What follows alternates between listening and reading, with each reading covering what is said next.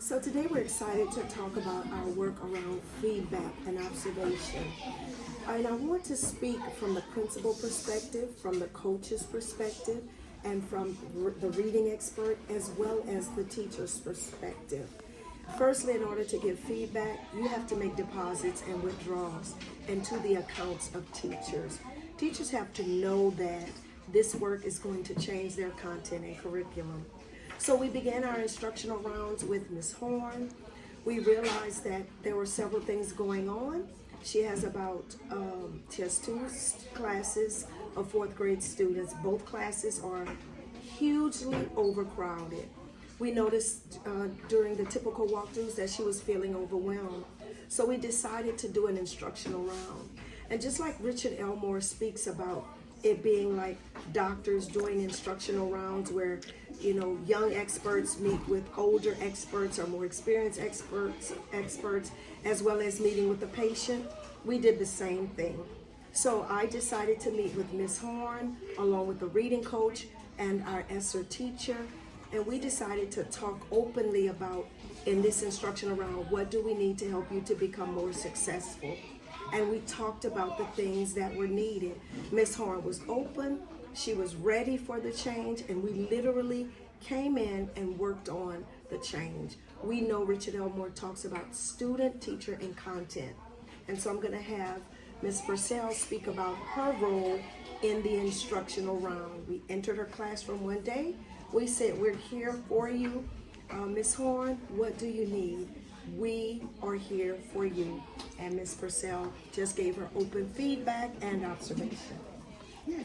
First of all, I want to say thank you to Ms. Horne for allowing me to come into her classroom, because we know that each classroom is your own domain and it's all about you. So for her to be open and receptive, it was awesome. When I came in, the room was dingy looking. It wasn't student friendly.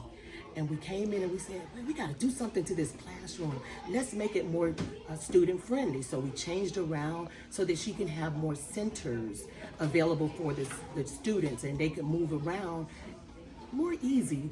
And there was a lack of anchor charts in the classroom. She didn't have a word wall. And I said, come on, Ms. Horne, we'll help you do this. And sometimes we can feel others when they're overwhelmed.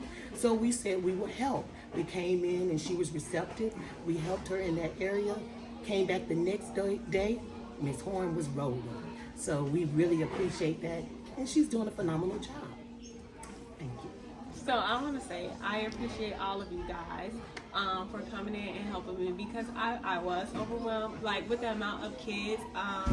So it definitely helped creating new formations, new desk formations in the classroom. That helped a lot. The anchor charts, having the staff do things like anchor chart parties where we can all come together and get ideas from each other and do anchor charts. That definitely helped, and it helps because my kids refer to them daily. So I definitely needed that, and that's something that I wasn't strong in. And if they didn't come in and help me with that, it wouldn't have made such a difference in my classroom. Also, when you guys came in and created centers, that was also one of my weaknesses, being that the class was huge. It's like, oh, how am I gonna do all these small groups with all these kids?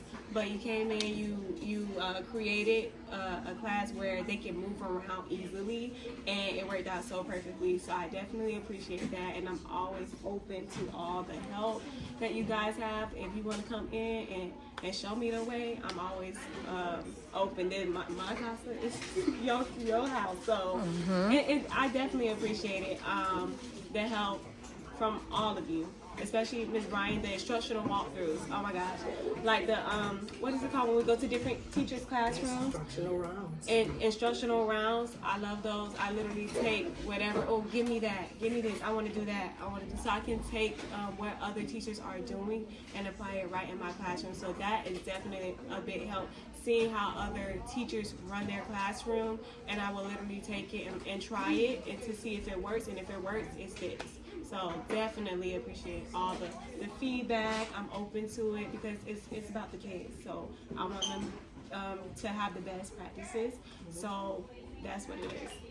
Thank you very much, Ms. Horne. And again, we know student, teacher, content, instructional rounds. And just like doctors have instructional rounds, more experienced doctors with younger doctors, they all speak to patients. We have our experienced coaches, experienced teachers, experienced principals working with our entire staff to figure out how can we all get better together through feedback.